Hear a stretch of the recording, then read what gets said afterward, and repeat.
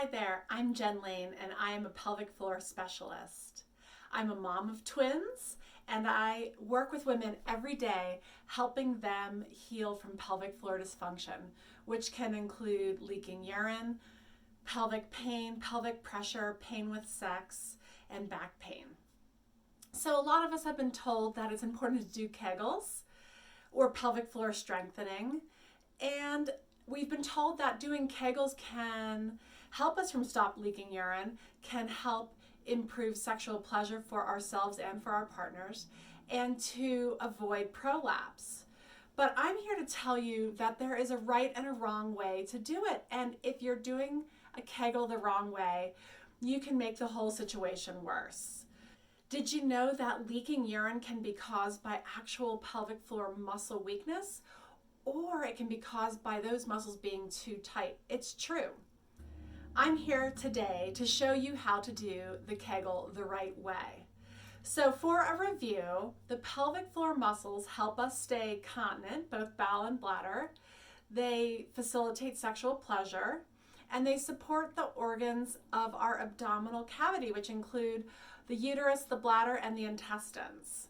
So it is important to contract those muscles to do all that, but it's also important to know how to relax those muscles. We relax those muscles so we can pee and poop properly and so that we can eliminate pain in that region.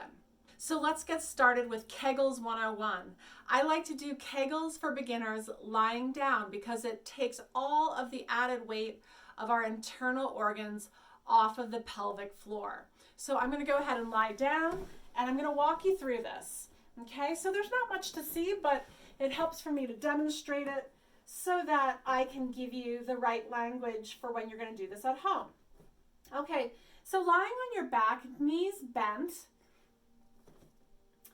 everything's relaxed. I'm just going to rest my hands on my belly just for a little input. And then from here, what I want you guys to think about is performing a kegel. We're going to do that by envisioning stopping the flow of urine. So everybody go ahead and try that. So I am contracting my pelvic floor muscles to stop the flow of urine.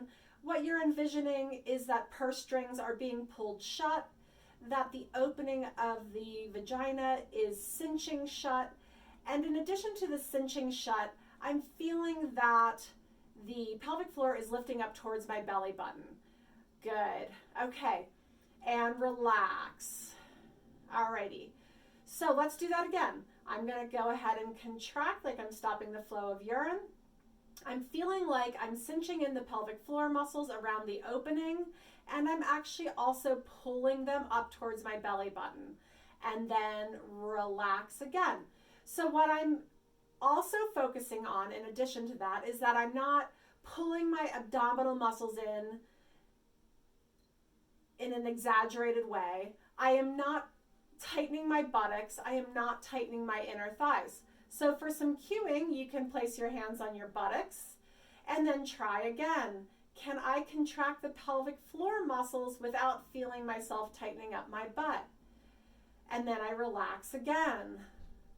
Can I feel that with my inner thighs? Can I go ahead and do a pelvic floor contraction without my inner thighs turning on?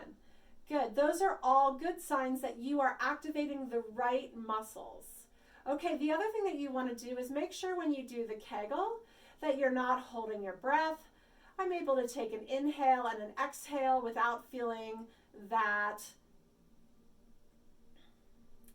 I also want to make sure that I'm able to breathe while performing a kegel. You don't want to bear down, you don't want to hold your breath, you don't want to suck in your gut really excessively to perform a kegel.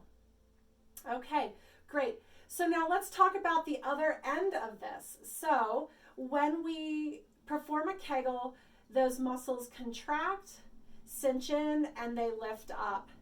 From here, we want them to relax. And I actively feel my pelvic floor muscles relaxing, dropping, softening, widening. If I had to pee, I would be peeing. If I had to pass gas, I'd be passing gas. I notice that my belly is also relaxed with this.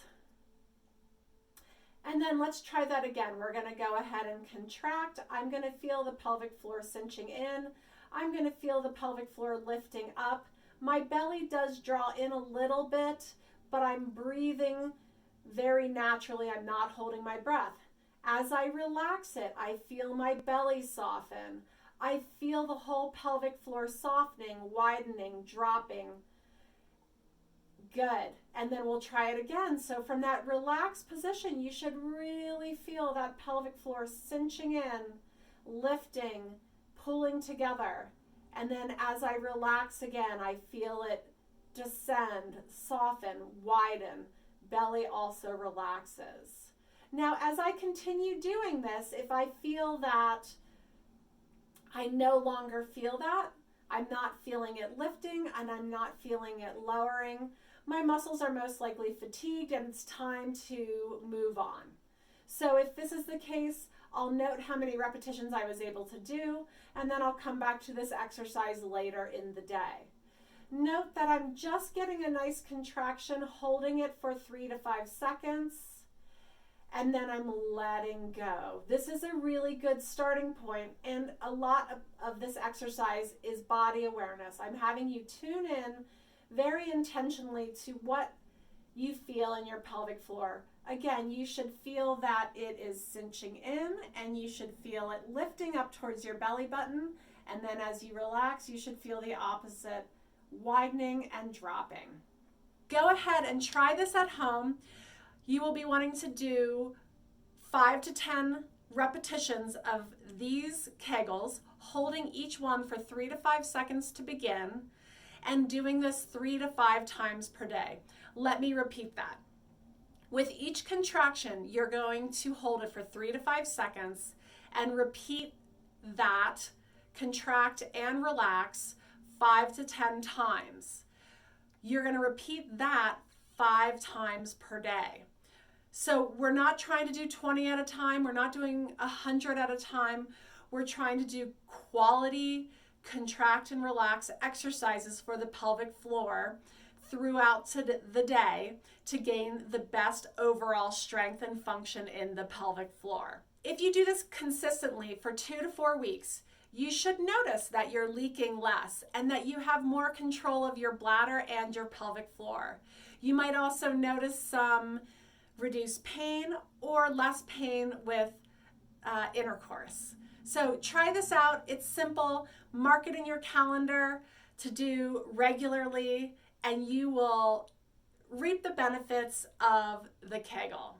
If you want more information like this, please tune in on Instagram or Facebook at Jenn Lane PT on Instagram, or go to my website, jennlanept.com, where I have a lot of resources for you to check out on a regular basis, new tips and tricks for you to take care of yourself and your pelvic floor.